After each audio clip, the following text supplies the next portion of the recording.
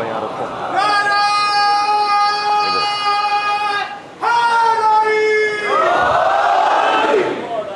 نگر نگر میں چمن چمن میں گلی گلی میں علی کی باتیں. نگر نگر میں چمن چمن میں گلی گلی میں علی کی باتیں. روز کیا کرو گلی گلی میں علی کی باتیں. روز کیا کرو گلی گلی میں علی کی باتیں. علی کی مجلس علی کا جلسہ کیا کرو مسجدوں میں لوگوں. علی کی مجلس علی کا جلسہ کیا کرو مسجدوں میں لوگوں. شعور آئے گا جب بھی ہوگی علی کے گھر میں علی کی باتیں.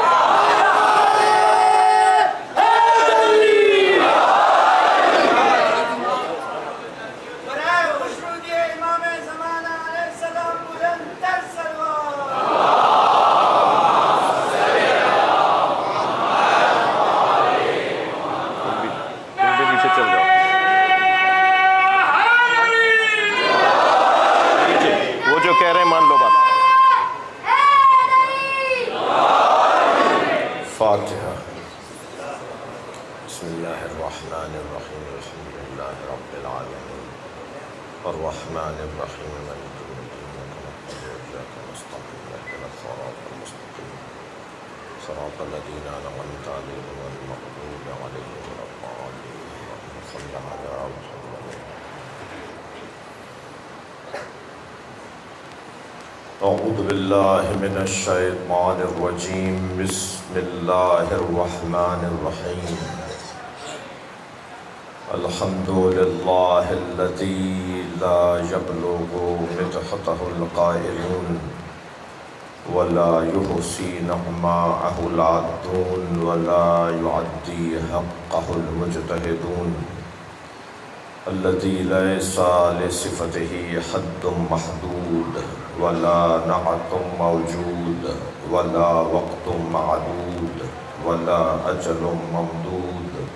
فطر الخلائق بقدرته ونشر الرياح برحمته.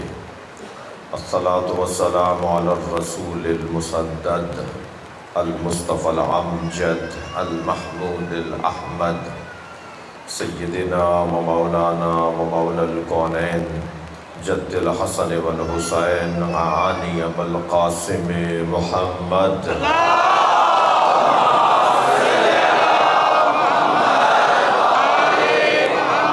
وآلہ الطیبین الطاہرین المعصومین الذین قال اللہ انما یرید اللہ لیذہب عنکم الرجس اہل البیت ویطہرکم تطہیرا.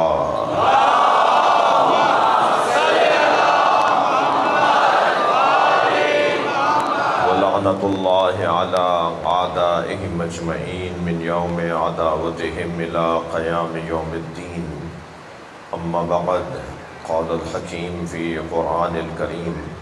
بسم اللہ الرحمن الرحیم.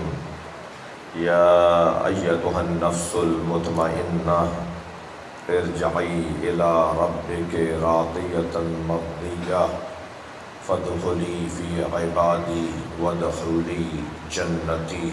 صلوات.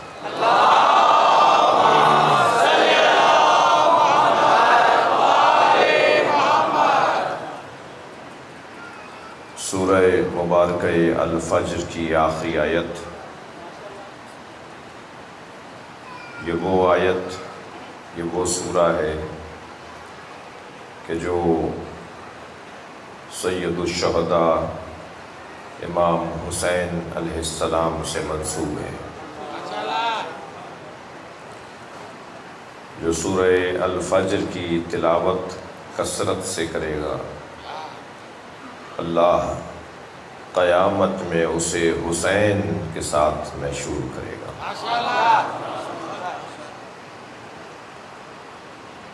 اس سورہ مبارکہ میں اللہ ارشاد فرما رہا ہے یا ایتها النفس المطمئنہ، اے صاحب نفس اطمینان، ارجعی الی ربک، واپس آ جا اپنے رب کی طرف، اس حالت میں کہ راضیتاً تو اپنے رب سے راضی، مرضیتاً اور تیرا رب تجھ سے راضی،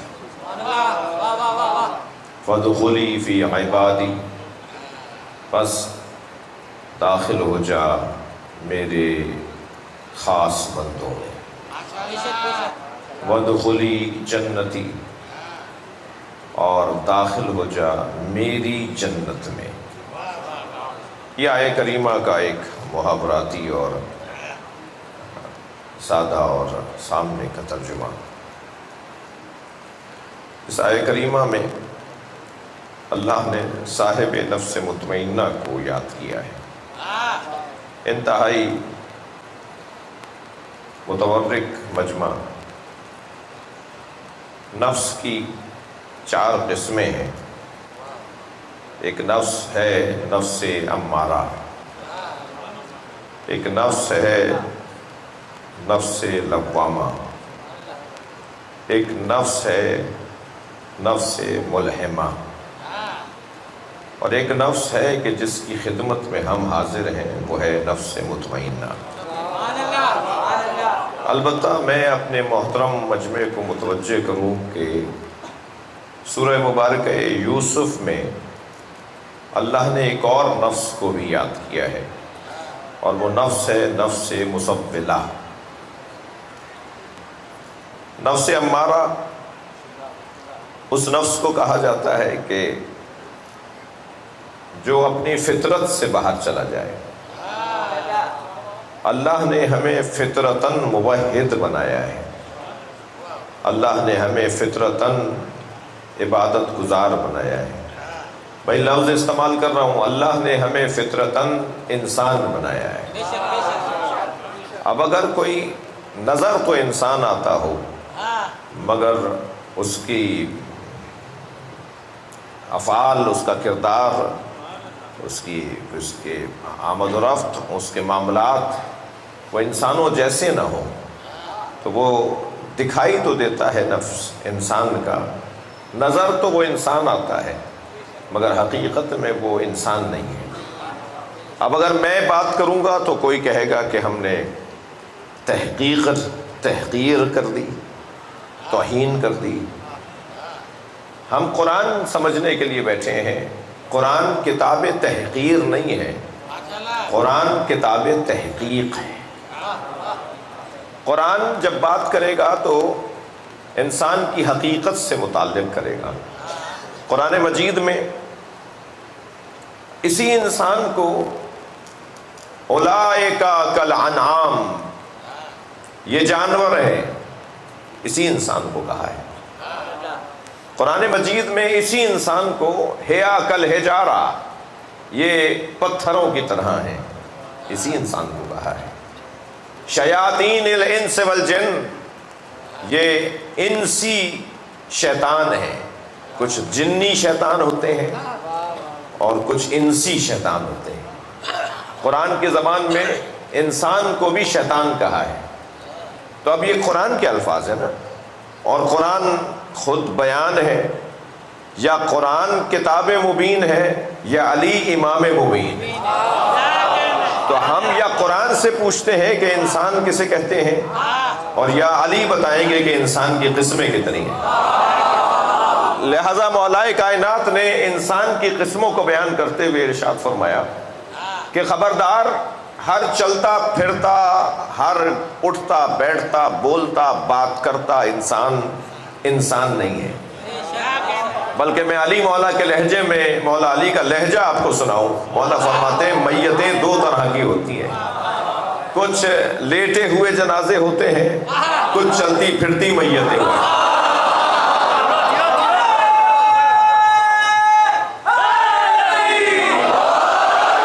ضروری نہیں ہے کہ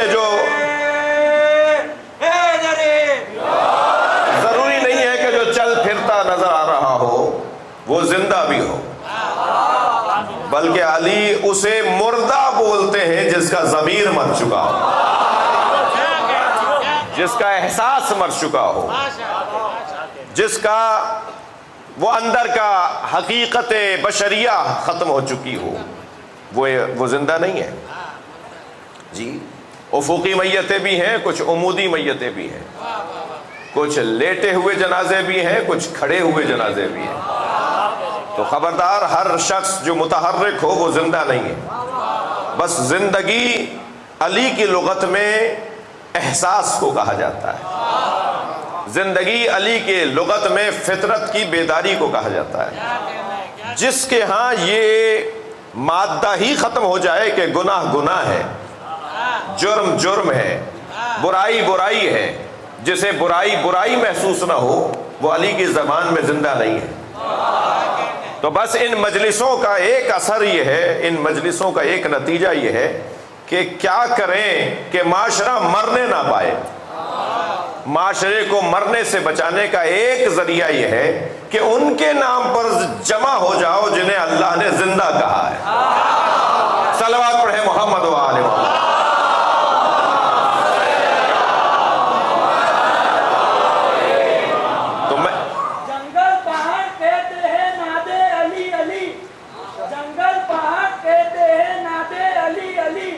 مشکل کو میری ہر کار مشکل کشا علی، مشکل کو میری ہر کار مشکل کشا علی، حیدر کا نام لے کر آیا ہوں میں دور سے، حیدر کا نام لے کر آیا ہوں میں دور سے، دامن میرے بڑھ دو پنجتن کے دور سے، نعرے حیدری۔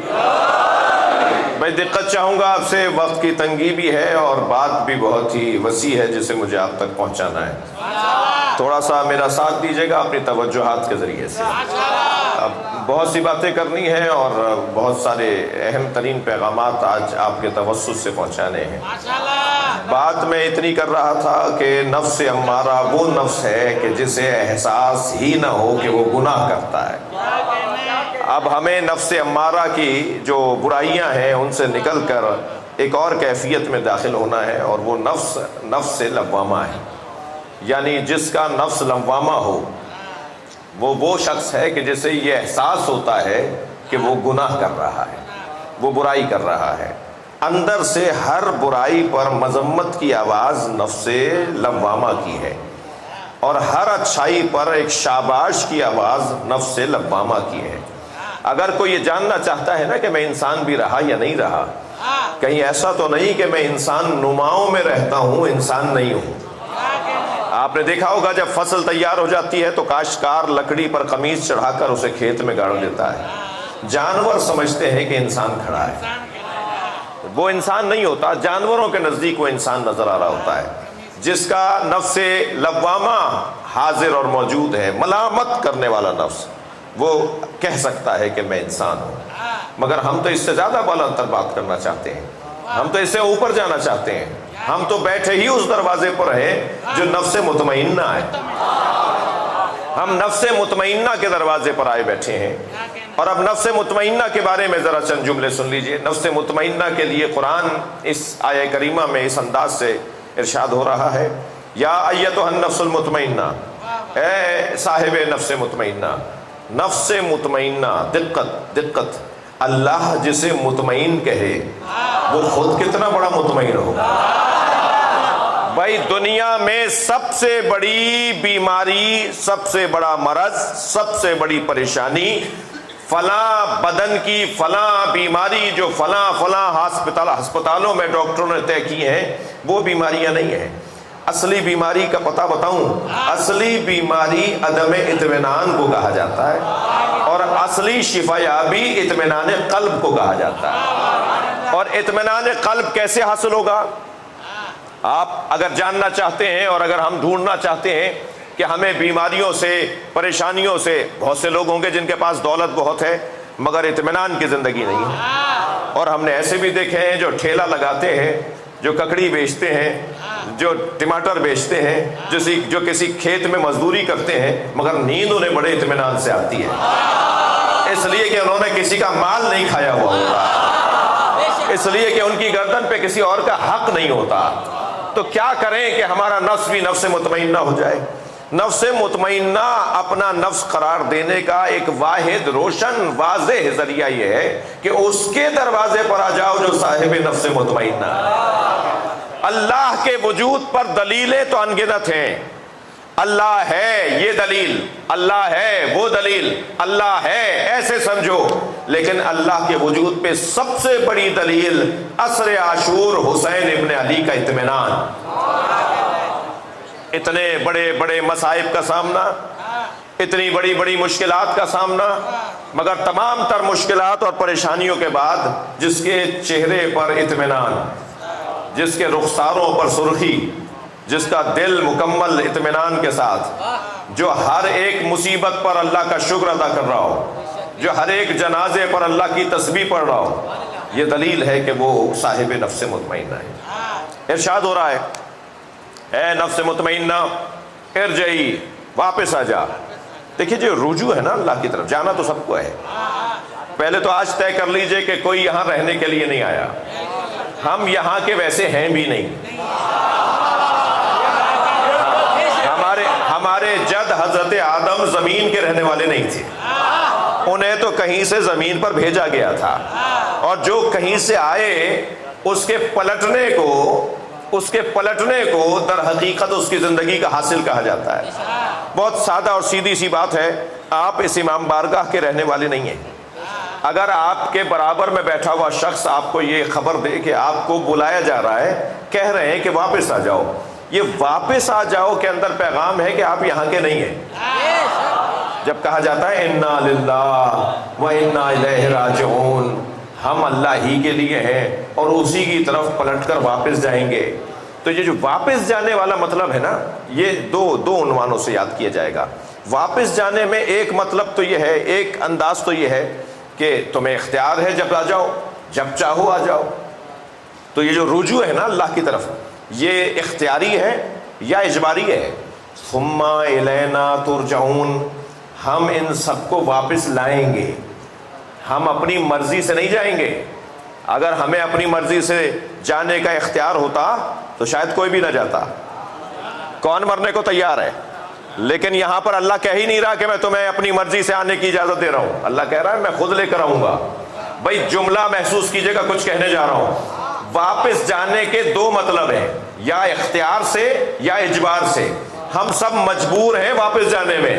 جو مختار ہے واپس جانے میں اسے حسین کہا جاتا ہے. جسے اللہ بلا رہا ہے ارجعی، آ جاؤ. اب اللہ یہ نہیں کہہ رہا میں لے کر آ رہا ہوں. یہ واپس آئیں گے، اپنی مرضی سے آئیں گے. یہ موت اختیاری، یہ واپس جانے پر اختیار. یہ وارث آدم، یہ وارث نوح، یہ وارث ابراہیم، یہ وارث موسیٰ علیہ السلام، یہ وارث عیسیٰ علیہ السلام. پڑھا نا آپ نے زیارت وارثہ میں کہ وارث انبیاء کون ہے؟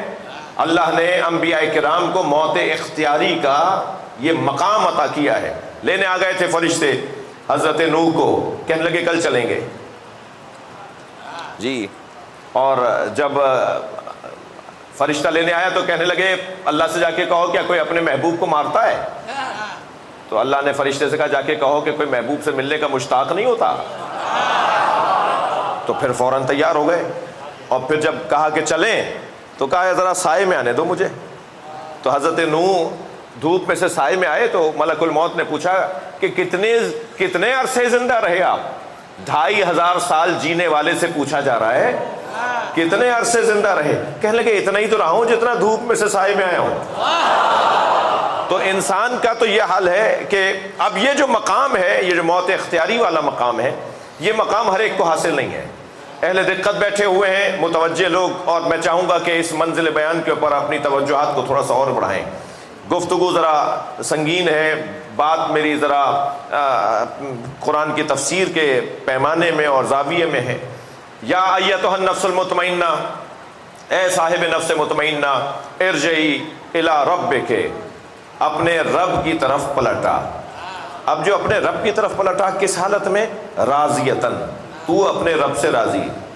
بھائی یہاں تو معاملہ یہ ہے کہ رب ہم سے راضی ہو یہ کون ہے جو رب سے راضی ہو رہا ہے؟ یعنی کس درجے کا یہ باکمال وجود ہے، کس درجے پر فائز وجود ہے جو پہلے رب سے راضی ہوتا ہے پھر رب اس سے راضی ہوتا ہے۔ یعنی پہلے یہ مصیبتوں پہ راضی ہوگا، پھر اللہ اس کی ابدیت پہ راضی ہوگا۔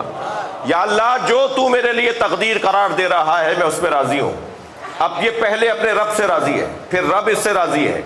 راضیتاً مرضیہ فادخلی فی عبادی، پس میرے خاص بندوں میں داخل ہو جا۔ یہ خاص بندہ ہے کون؟ اب یہ بیان کا وہ مرحلہ آیا ہے کہ جس پہ آپ کی توجہات میرے لیے قابل قدر ہیں۔ یہ خاص بندہ کون ہے؟ خاص بندہ کون ہے اس کی تلاش میں اگر ہم نکلیں تو ایک وقت درکار ہے۔ میں ایک جلوہ آپ کو دکھانا چاہتا ہوں کہ اللہ کا خاص بندہ کون ہے۔ ارشاد حضرت احدیت ہو رہا ہے، سبحان الذی اسری بعبدہ، بابرکت ہے وہ ذات جو اپنے بندے کو لے گئی۔ اب یہ جو اپنے بندے کو لے گئی، یہ جو بندہ یعنی معراج پہ جاتا وہ ہے جو اللہ کا بندہ ہو۔ سرکار معراج پر جا رہے ہیں عبدیت کی منزلوں کی وجہ سے۔ بھائی آپ کی توجہ میرے ساتھ ہے، میں کچھ اور بھی کہنا چاہوں گا۔ نبی کے دو رشتے ہیں، نبی یا رسول ہیں یا اللہ کے بندے ہیں۔ سرکار دو جہاں عبدیت کی منزل پر فائز ہیں اور رسالت کی منزل پر فائز ہیں۔ جب وہاں سے یہاں کا رشتہ دیکھا جائے تو اسے رسالت کہا جاتا ہے، اور جب یہاں سے وہاں کا رشتہ دیکھا جائے تو اسے عبدیت کہا جاتا ہے۔ آپ تشہد میں نبی کے کون سے رشتے کو پہلے بیان کرتے ہیں؟ اشہد ان محمدن عبدہ و رسولہ، میں گواہی دیتا ہوں کہ محمد اللہ کے بندے ہیں۔ یہ جو بندگی ہے یہ رسالت سے بڑا درجہ ہے۔ جب بندگی کی معراج ہونے لگے تو اسے معراج مصطفیٰ کہا جاتا ہے۔ میں لفظ اور بدل کے کہوں کہ جب نبی یہاں سے وہاں جائیں تو یہ بندگی کہلائے، اور اللہ جب حسین کے کربلا کو اپنی جنت بنا دے تو یہ حسین کی بندگی کہلائے۔ صلوات پڑھیں محمد و آل محمد۔ مولا علی جان کا سلام لکھیں گے، دل کے کتاب میں اپنے غازی عباس کا نام لکھیں گے۔ کاش ہم کو مل جائے آسمان کی حکومت، ستاروں کے جگہ یا علی تیرا نام لکھیں گے۔ نعرے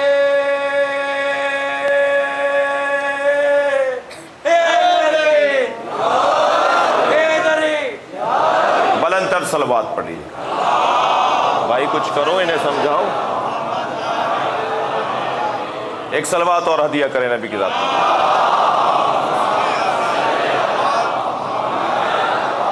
اس سے بہتر اور بلند صلوات۔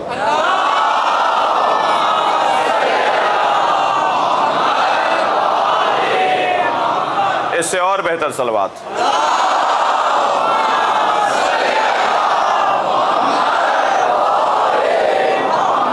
ایک اور صلوات۔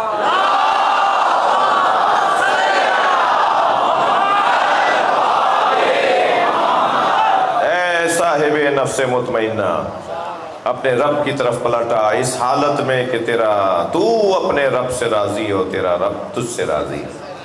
فادخلی فی عبادی وادخلی جنتی، آپ نے آیہ کریمہ میں جنتی کا لفظ قرآن مجید کی اس آیت میں اور کہیں شاید ہی دیکھا ہو۔ اللہ اپنی جنت کی بات کر رہا ہے، اللہ اپنی جنت کی بات کر رہا ہے۔ آپ جب اپنے پرسکون ماحول والے گھر میں جاتے ہیں نا تو آپ کہتے ہیں وہ میری جنت ہے۔ آپ جب ایسی جگہ کہیں چلے جاتے ہیں جہاں آپ کو اچھا لگتا ہے تو وہ آپ اپنی جنت کہتے ہیں اسے، وہ آپ کی جنت ہوتی ہے۔ فادخلی جنتی، میری جنت میں داخل ہو جا۔ یہ حسین مولا کو اللہ اپنی جنت میں داخل ہونے کی دعوت دے رہا ہے۔ یہ کون سی زمین ہے جو اللہ کی جنت ہے؟ جو اللہ کی جنت جگہ بن جائے اسے تلاش کرنے کے لیے تو یہ مجمع بیٹھا ہے۔ ہم ڈھونڈنے کے لیے بیٹھے ہیں کہ اللہ کی جنت کون سی ہے، جہاں پر جانے والا ایسا محسوس کرتا ہے جیسے جنت میں آ گیا ہو، اور جہاں پہنچنے والا رش کے جنت زمین پر آ جاتا ہے۔ میں اپنے محترم مجمع کو دعوت دے رہا ہوں، ذرا کربلا ضرور جانا۔ جب آپ کربلا جائیں گے نا تو آپ کو لگے گا جیسے اللہ کی جنت میں آ گئے ہو۔ صلوات پڑھیں محمد و آل محمد۔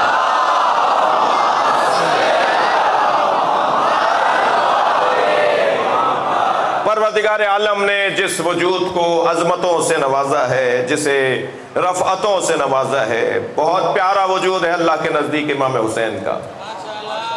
اللہ بہت چاہتا ہے سید الشہداء امام حسین کو۔ مجھے نہیں پتا کہ حضرت امام حسن سے حضرت محمد حنفیہ نے کیا فرمایا امام حسین کے بارے میں، کہ حضرت امام حسن علیہ السلام فرماتے ہیں انا قد اخ الحسین قد عالم انا اخ الحسین انا اخ الحسین قد عالمنا علما واسقلنا حلما واقربنا من رسول اللہ رحما کانا یقرأ الوحی قبل ان ينطق کانا فقیہا قبل ان یخلق۔ کیا حسین جملے ہیں جو امام حسن نے امام حسین کی شان میں بیان فرمائے ہیں۔ فرماتے ہیں میرا بھائی حسین سب سے بڑا عالم ہے۔ ایک معصوم امام دوسرے معصوم امام کی تعریف کر رہے ہیں، امام حسن امام حسین کا تذکرہ کر رہے ہیں۔ میرا بھائی حسین سب سے بڑا عالم ہے، میرا بھائی حسین اسقلنا حلما، میرا بھائی حسین حلم اور بردباری میں سب سے زیادہ ثقیل ہے۔ کانا اقربنا من رسول اللہ رحما، میرا بھائی حسین رسول اللہ کی نسبت سب سے زیادہ قرب رکھتا ہے۔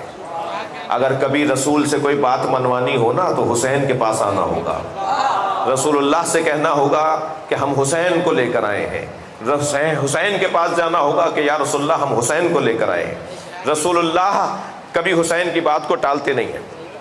فرماتے ہیں کانا یقرأ الوحی قبل ان ينطق، عجیب جملہ ہے، حسین نے قرآن نازل ہونے سے پہلے قرآن کو پڑھ لیا تھا۔ اچھا سنگین بات ہے کہ قرآن نازل ہونے سے پہلے کیسے قرآن پڑھ لیا جائے گا؟ کون قرآن کو نازل ہونے سے پہلے پڑھ سکتا ہے؟ اگر اب تک بات سمجھ میں نہیں آئے تو میں ایک اور آیت کا سہارا لیتا ہوں۔ الرحمن علم القرآن خلق الانسان علمہ البیان۔ رحمان وہ ہے جس نے قرآن کی تعلیم پہلے دی ہے اور انسان کو خلق بعد میں کیا ہے۔ کوئی ایسا وجود ڈھونڈنا پڑے گا کہ جس نے پڑھا پہلے ہے، دنیا میں بعد میں آیا ہے۔ یہاں معصوم فرما رہے ہیں کہ قرآن نازل ہونے سے پہلے قرآن پڑھ لیا۔ کانا فقیہا قبل ان یخلق، حسین دنیا میں آنے سے پہلے فقیہ تھے، ابھی دنیا میں آئے نہیں تھے کہ امام حسین فقیہ تھے۔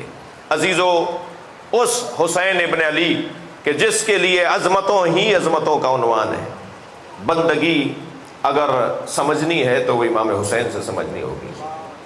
فرماتے ہیں الہی لا تحتاجو دلیلا علی وجودک، یا اللہ تیرے وجود پر کسی دلیل کی ضرورت نہیں ہے، تیرا وجود خود تیرے وجود پر دلیل ہے۔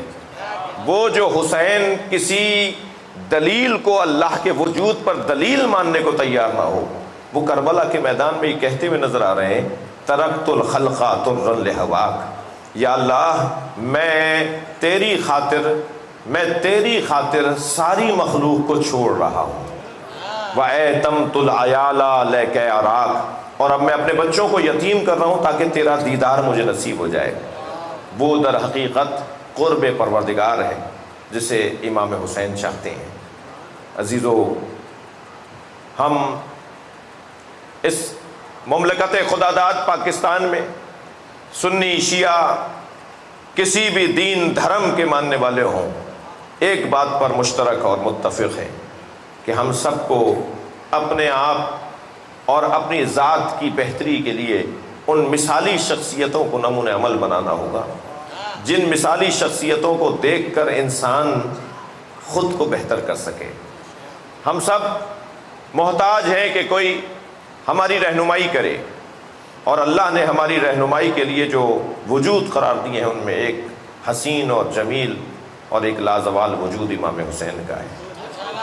امام حسین وہ کہ جس کے نام نامی پر پتھر دل بھی موم ہو جاتے ہوں، جس کا نام سن کر انسان آمادہ ہو جاتا ہو کہ ہمیں حسین کے اللہ کو سمجھنا ہے، اور وہ حسین جس سے محبت کا اظہار جس سے پیار کا اظہار سنت مصطفیٰ ہو۔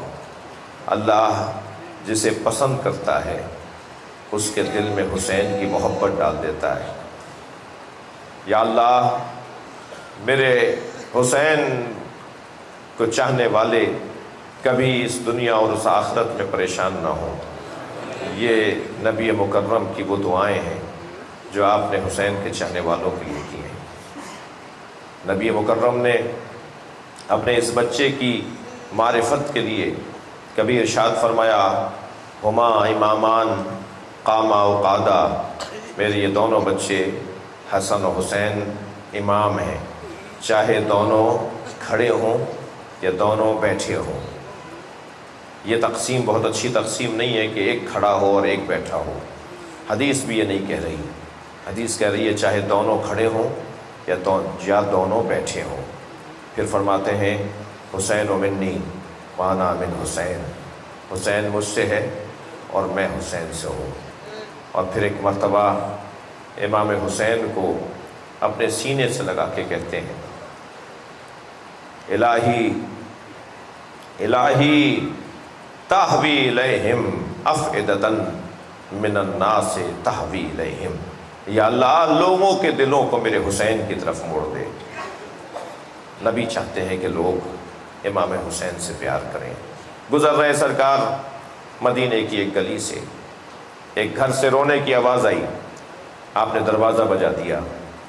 دروازے پہ خاتون آئی، فرمایا اس کی آواز میرے حسین سے ملتی ہے، اپنے اس بچے کو خاموش کرواؤ، میں گوارا نہیں کرتا کہ میرا حسین یا میرے حسین سے کوئی مشابہ ہو اور وہ کسی تکلیف میں ہو۔ گزر رہے سرکار مدینے کی ایک گلی سے کہ کچھ بچے کھیل رہے ہیں، ایک بچے کو گود میں اٹھایا، اسے پیار کیا اور پھر زمین پر دوبارہ اتار دیا۔ ایک صحابی محترم نے پوچھا، یا رسول اللہ یہ کس کا بچہ ہے؟ فرمایا مجھے اس سے غرض نہیں یہ کس کا بچہ ہے، مجھے تو اس سے غرض ہے یہ میرے حسین سے پیار کرتا ہے۔ کہتے ہیں کہ وہ بچہ یا زہیر قین تھا یا حبیب ابن مظاہر تھا، جو حسین مولا سے پیار اور محبت کا اظہار کیا کرتا تھا۔ سفر سے لوٹے ہیں، فرمایا ام سلمہ میں کچھ دیر کے لیے آرام کر رہا ہوں، اگر کوئی ملنے آئے تو اس سے کہہ دینا کہ نبی محو استراحت ہے۔ ابھی نبی یہ کہہ کر حجرے میں گئے تھے کہ کم سنی کے عالم میں کم سن امام حسین دوڑتے ہوئے آئے، نانی نانا آ گئے۔ حضرت ام سلمہ نے رستہ روکتے ہوئے فرمایا حسین تمہارے نانا آرام کر رہے ہیں۔ تو انتہائی پیار بھرے جملے میں کہا، نانی کیا مجھے بھی نانا نے روکا ہے؟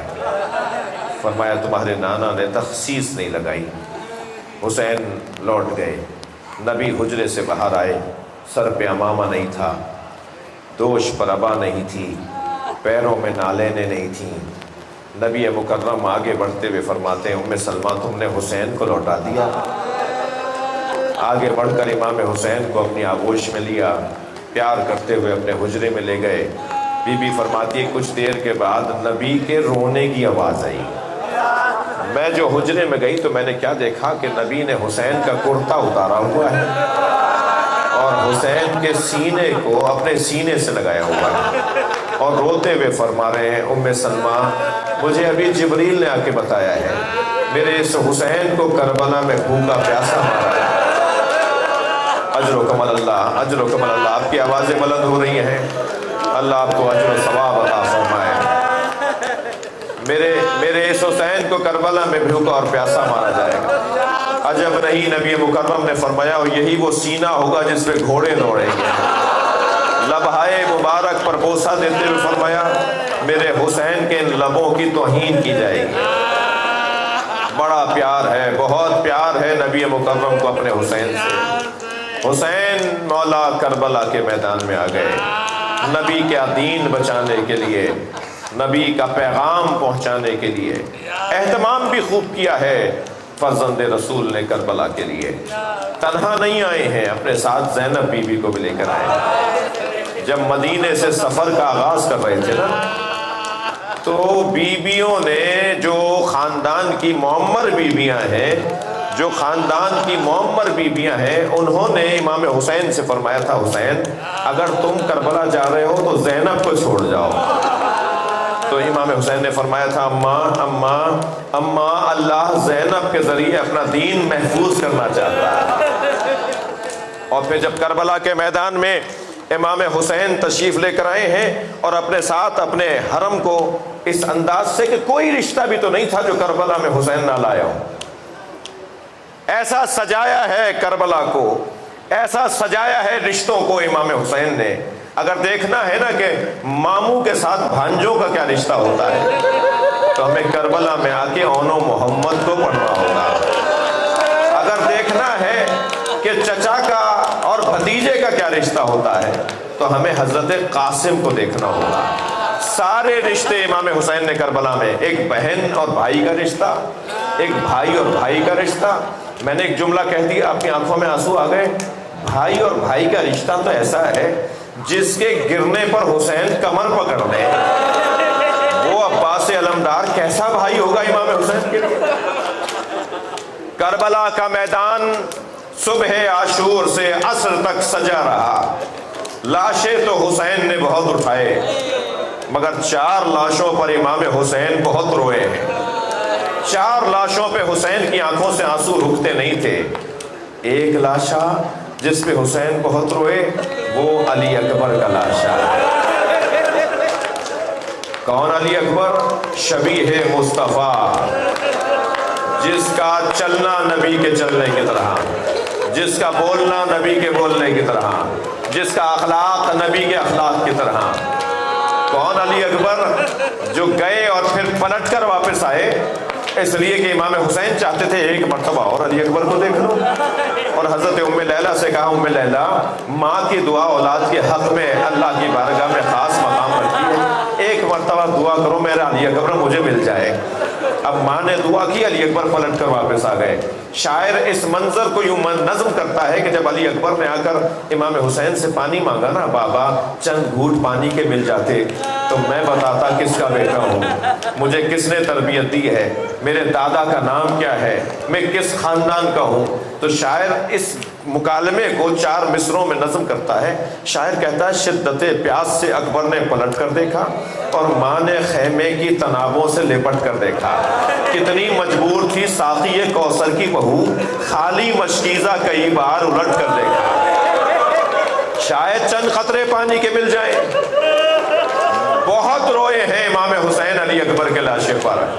دوسرے لاشے کا نام سنیں گے جس پر امام حسین نے بڑا گریہ کیا. وہ لاشا قاسم کا لاشا ہے. عزادارو تیسرا لاشا جس پر حسین بہت روئے وہ عباس کا لاشا ہے. اور چوتھے لاشے کا نام سنیں گے، چھوٹا بہت تھا مگر حسین سے اٹھتا نہیں تھا. کبھی آگے جاتے تھے انا للہ اور کبھی الٹے پیر واپس آ جاتے تھے. رضا بقضائہ و تسلیما لامرہ. اجرکم اللہ، اجرکم اللہ. عزادارو کربلا میں کوئی ایسا مجاہد نہیں تھا جس کا لاشا خود حسین اٹھا کے نہ لائے ہو، مگر رونا اس بات کا ہے کہ جو سب کے لاشیں اٹھا کر لایا اس کا لاشا اٹھانے والا کوئی نہیں تھا. جب علی اصغر کا لاشا میدان کربلا میں حسین دفنا چکے، اب اکیلے ہیں. ذوالجناح مجھے آخری مرحلہ اور آخری مرتبہ میدان کربلا تک لے جا. گھوڑا لے کے پہنچا. امام نے خطبہ ارشاد فرمایا ام علی دماء سبقتها، میں نے کوئی خون ناحق گرایا ہے؟ ام علی سنت بدلتها، کیا میں نے کوئی سنت تبدیل کر دی؟ یہ کہہ کر امام حسین نے آواز دی پھر مجھے قتل کرنے کیوں آئے ہو؟ تو ایک شخص یزیدی سپاہیوں میں سے گھوڑے کی پشت پہ کھڑا ہو گیا اور امام کو آواز دے کر کہنے لگا بغضا لابیک، ہم تمہارے بابا کے بغض میں تمہیں مارنے آئے ہیں.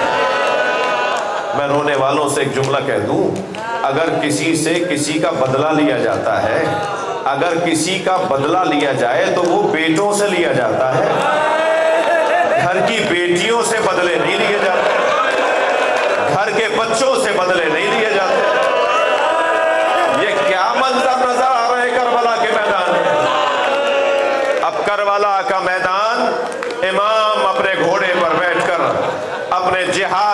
मुजाहिरा फरमा रहे हैं और आपने हमलों का जवाब दिया। 6 महीने के बाद लौटने वाला एक मुसाफिर कूफे में दाखिल हुआ। कूफे का रिहायशी है, क्या देखता है दुकानें बंद हैं, बाजार बंद हैं, कोई चहल पहल नजर नहीं आ रही, कोई आते जाते हुए इंसान नजर नहीं आ रहा। सोचता हुआ घर में दाखिल हुआ कि क्या कूफे में कोई ताबून आ गया, कोई बीमारी आ गई, कोई वबा फैल गई है। कूफे वाले कहाँ चले गए शहर को छोड़कर। कहता है मैं घर में दाखिल हुआ तो बेटी ने बढ़कर इस्तकबाल किया और बेटी ने कहा बाबा जल्दी दोबारा तैयार हो जाइए, दोबारा से घोड़ा बांधिए, तैयार कीजिए और कुछ फासले पर एक बयाबान है जिसे करबला कहते हैं, वहाँ चले जाइए। अब्दुल्ला नामी ये मुसाफिर कहता है बेटा आखिर करबला क्यों भेजना चाहती हो? कहा बाबा आपने देखा नहीं कि कूफे के अंदर सन्नाटा है, सारे कूफे वाले करबला गए हैं एक बागी को मारने के लिए। कहता है मैंने पूछा उस बागी का नाम क्या है? कहा नाम नहीं बताया जा रहा, बस इतना बताया गया है कि अगर कोई कूफे में रह गया और उस बागी को मारने करबला ना गया तो सजा दी जाएगी। बाबा कहीं मुखबिरी ना हो जाए और आपको गिरफ्तार करके सजा ना दी जाए, जल्दी तैयारी कीजिए और जाके बागी पे तलवार चलाइए। अब्दुल्ला कहता है मुझे समझ में नहीं आ रहा था ये बागी कौन है जिसे मारने के लिए हमें ऐसे भेजा जा रहा है। कहता है मैं फिर घोड़ा तैयार करके निकलना चाहता था। रुखसत करते हुए बेटी ने कहा बाबा जंग पर जा रहे हैं और जंगों में माले गनीमत भी मिलता है, अगर माले गनीमत में यमनी पत्थर मिल जाए तो मेरे लिए ज़रूर ले आइएगा, मैं गले का हार बनाना चाहती हूँ, मैं कुछ जेवर बनाना चाहती हूँ। अब्दुल्ला कहता है मैं जब घर से निकला बेटी को रुखसत करके तो मुहर्रम का महीना शुरू हो चुका था और मैं जब करबला पहुंचा तो असर आशूर का दिन था, दिन आशूरे का था, वक्त असर का था। मैंने अजीब मंजर देखा, एक 56 साला बूढ़ा जख्मी है जिसका अमामा खुल के उसकी गर्दन में आ गया है, जो अकेला है और हजारों का लश्कर उसे मारना चाहता है, मगर उसका जलाल ऐसा है वो जहां घोड़ा मोड़ता है फौजें भागने लगती हैं। मैंने एक भागते हुए सिपाही से कहा तुम एक आदमी से डरते क्यों हो, तुम तो हजारों की तादाद में हो। तो वो भागते हुए कहने लगा तुम्हें नहीं पता इसके एक भाई का नाम अब्बास था। अब्दुल्ला कहता फिर मुझे समझ में नहीं आया कि आखिर ये है कौन, मगर कहता है मुझे इतना पता था कि इसे मार दूंगा तो जंग ठंडी पड़ जाएगी, जंग ठंडी पड़ जाएगी। कहता है कि मैंने कमीन गाहों से रास्ता लिया, उसके घोड़े के चंद ज़िरा के फासले पर आ गया, मैंने तलवार निकालकर इरादा किया कि उस पर हमला करूं। अभी मैंने सोचा ही था कि उस पर हमला करूं, उसने मुड़कर मुझे देखा और कहा अब्दुल्ला करीब आओ। कहता है पहले तो मैं घबराया, ये कौन है जो मेरे नाम से मुझे जानता है। जब मैं रुका तो फिर उनकी आवाज आई अब्दुल्ला करीब आओ। मुझे घबराहट बढ़ने लगी तो उन्होंने हाथ से अंगूठी उतारी और कहा ये अकीक़े यमनी है, अपनी बेटी को जाके देना, मैं बागी नहीं हूं, मैं नबी का नवासा हुसैन हूं। अब्दुल्ला ने जैसे ही पहचाना कि ये हुसैन इब्न अली है, मौला हुक्म करें मैं आपके क्या काम आ सकता हूं। आवाज आई अब्दुल्ला वापस चले जाओ। मौला मैं आपको तन्हा छोड़कर वापस कैसे चला जाऊं। अब्दुल्ला वापस चले जाओ, कुछ दिन बाद मेरी ज़ैनब आएगी, उसे कुछ चादरें ला कर दे देना। करबला का मैदान, हुसैन घोड़े पे डगमगाने लगे, दाएं गिरने लगते हैं जीन पकड़ के संभलते हैं, बाएं गिरने लगते हैं जीन पकड़ के संभलते हैं। और रिवायत कहती है कि जहां गिरने लगते हैं वहां इशारा करके कहते हैं ला वल्लाह, ला वल्लाह, मुझे नहीं चाहिए, मुझे नहीं चाहिए। कौन क्या दे रहा था हुसैन को जो हुसैन लेना नहीं चाहते थे। जरा मारिफत की निगाहों से देखा जाए, आगे बढ़ के जहरा कहती थी मेरी गोद में आ जाओ, और हुसैन कहते थे अम्मा ये मेरा इम्तिहान है, मुझे खुद घोड़े से गिरने दीजिए। आवाज दी जुलजना, अब तेरी पुष्प पे मुझसे बैठा नहीं जाता। घोड़े ने घुटने टेक दिए, हुसैन जीन से जमीन की तरफ आए। आवाज आई कोई जुलजना को तीर न मारे। पिसरे साथ की आवाज आई कोई जुलजना को तीर न मारे। मैंने बचपन में नबी को इसमें बैठे देखा है, मैं इसे तबर्रुक के तौर पर अपने पास रखूंगा। रोना तो इसी का है, तो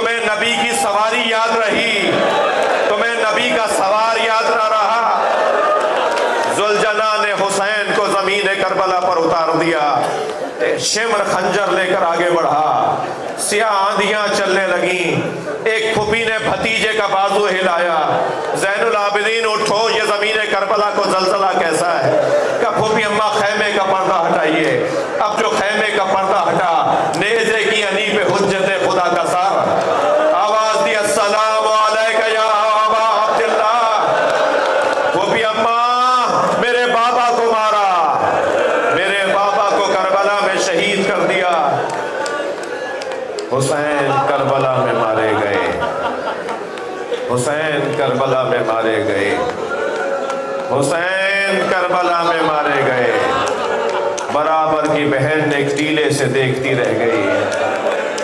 जनाबे फिजा दौड़ी हुई आई, आकाज़ादी ज़ैनब क़यामत आ रही है। कहा अम्मा भाई की शहादत के बाद कोई क़यामत बाकी रह गई। कहा ज़ैनब घोड़ों की नालबंदियां की जा रही हैं। अम्मा इसका क्या मतलब है। ऐलान हुआ है हुसैन के बदन पे घोड़े दौड़ाए जाएंगे। अब मशरिक से घोड़े दौड़ना शुरू हुए, मगरिब की तरफ घोड़ों को दौड़ाया जाएगा, वसत में हुसैन का बदन आएगा। एक मर्तबा दौड़ते हुए घोड़े रोक दिए गए। बहुत ही इत्मीनान के साथ पूछा अम्मा कोई मेरे भाई का हिमायती आ गया है। कहा नहीं, हबीब इब्न मज़ाहिर का लाशा उठा रहे हैं। कुछ देर के बाद फिर घोड़े दौड़े और फिर रोक दिए गए। कहा अम्मा अब क्यों रोका गया है। कहा ज़ुहैर का लाशा उठा रहे हैं। और इस मजमे में वो लोग भी सामने आ गए जिन्होंने ज़ुहैर का नमक खाया है। अब अज़ादारों सुनोगे, एक ज़हरा के लाल का लाशा, एक फर्जंद ज़हरा का लाशा करबला के मैदान में तन्हा रह गया। मशरिक के घोड़े मगरिब दौड़ गए और ऐसे घोड़े दौड़े कि इमाम की पसलियां कमर से निकल रही थी। जनाबे ज़ैनब पहचान नहीं पाई कि ये मेरे भाई का लाशा। अजरुकुम अल्लाह। बहुत गिरिया हो गया। अब करबला का मैदान, सूरज आशूर का ढलना शुरू हुआ। शाम आ गई, शाम गरीबा आ गई। ज़ैनब एक जले हुए खैमे की जली हुई चोप को उठाकर छोटे छोटे बच्चों को जमा कर रही हैं और सारे बच्चों को लाकर एक जगह पर बिठा दिया। एक मर्तबा जब देखा तो क्या नजर आया, सकीना नहीं है। आवाज देकर कहा बहन उम्मे कुलसूम चलो सकीना को ढूंढने चले। सकीना बीबी एक बेसर के लाशे के बराबर में सो रही है। आवाज देकर कहा सकीना कहाँ सो रही हो। कब फूफी अम्मा जब मेरे दामन में आग लगी, मुझे तमाचा मारा, मेरे गोशवारे उतारे तो मैंने बाबा को पुकारा था, बाबा मेरी मदद करो। तो इसी लाशे से आवाज आई थी सकीना यहाँ आ जाओ। फूफी अम्मा ये मेरे बाबा हुसैन का लाशा है। बच्ची को गोद में उठाया, लाके वहां बिठाया जहां सारे बच्चे बैठे हुए थे। रोने वालों मुझे नहीं पता कि शाम गरीबा में पानी कहां से आया, मेरी तहकीक नहीं है कि शाम गरीबा में पानी कहां से आया, मगर सबने लिखा है कि पानी भी आया, खाना भी आया। जनाबे ज़ैनब ने पहले बच्चों को पानी पिलाया, जब कूजा भर के सकीना को दिया ना, सकीना पानी पी लो। कितने पहर की प्यासी बीबी है, कितने वक्त की प्यासी बच्ची है। अदब कुर्बान हो अहले बैत के बच्चों पर। फरमाया फूफी अम्मा आप भी तो प्यासी हैं। फरमाया सकीना पहले बच्चे पानी पीते हैं। बस ये सुना कूजा उठाया, अंधेरे बयाबान में जाने लगी। पीछे पीछे जनाबे ज़ैनब बढ़ी। सकीना कहाँ जा रही हो। कहा फूफी अम्मा अभी आपने कहा है पहले बच्चे पानी पीते हैं, मेरे बाबा मेरे भाई अली असगर को पानी पिलाने ले गए, मैं अपने भाई को पानी पिलाने जा रही हूँ। कैसे समझाया होगा इस बच्ची को। पहले बच्चों ने पानी पिया, फिर बड़ों को पानी पिलाया, सबने पानी पिया और खाना खाया। मगर सुनेंगे एक बीबी है जो पानी नहीं पीती। उस बीबी का नाम बता दूं, कुर्बान जाए उनकी जूतियों पर। वो बीबी अली असगर की माँ, इमाम हुसैन की ज़ौजा रबाब।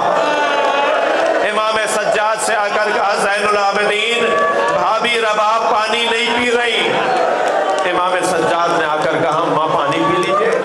हुक्म رباب نے پانی پی لیا، میں اشارے میں بات کروں گا، اللہ کر میری بات منتقل ہو جائے۔ جناب رباب نے پانی پیا، کھانا کھایا، آدھی رات گزری تو مضطرب نظر آئی۔ جناب زینب نے بڑھ کے پوچھا بھابی آپ کا اضطراب برداشت نہیں ہوتا؟ فرمانے لگی مجھے علی اصغر یاد آ رہا ہے، میرا بچہ بھوکا مار دیا، کربلا کی یہ رات، یہ شام غریبہ کی رات امام سجاد نے ایک سجدے میں کاٹ دی۔